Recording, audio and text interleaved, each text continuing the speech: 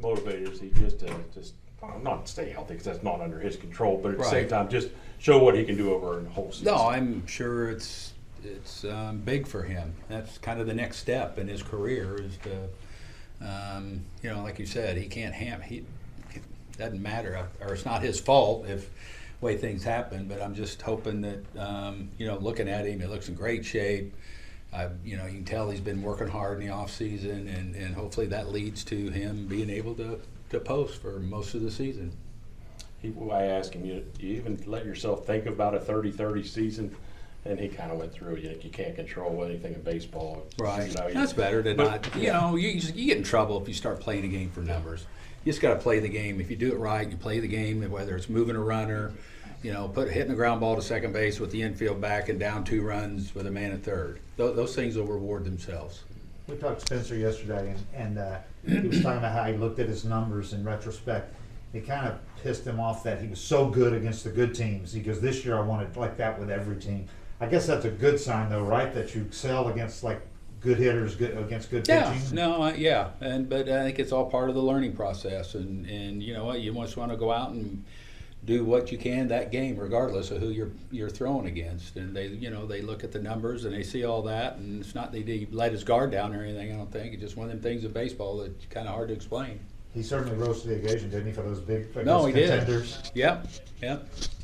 With Jared, the talent obviously there. What do you think would be the key for him to kind of put together and get the production to match the talent? Yeah, it's just getting, being a productive player and understanding your role, and I think he learned a lot last year. I'm sure he's gonna learn a whole bunch this year, regardless of how it maps out. And we're gonna need him. We're gonna need him to be a big player for us till we get Ronald back, and then at that point in time, we'll see where we're at. But the talent's been. That's why he was attractive to us and still is. And like I say, just things didn't work out last year. It's from the beginning. When Ronald got hurt, the plan was for him to hit ninth ahead of Ronald all year. And didn't work out that way. He ended up having to lead off some. I thought he did a great job.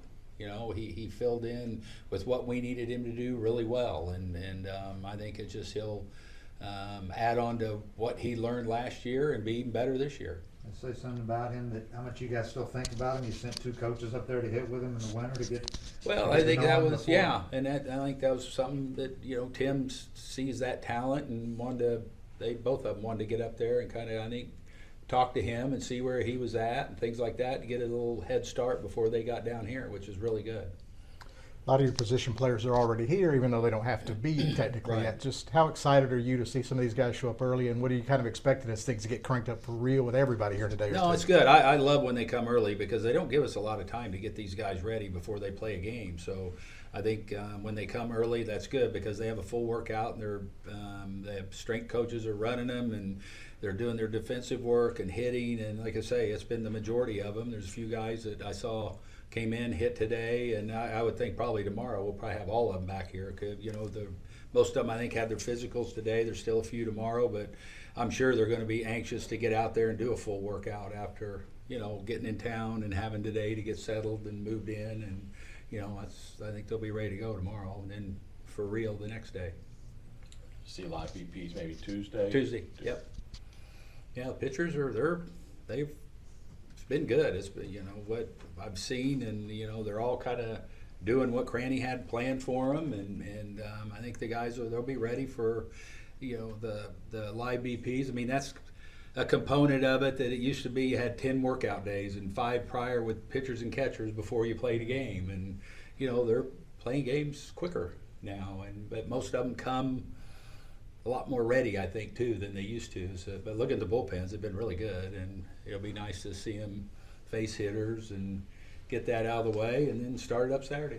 Will it surprise you at all if after Smith-Shawver, we've seen him bits and pieces of him the last couple of years, if it kind of clicks for him at some point? And, no, I'd hope.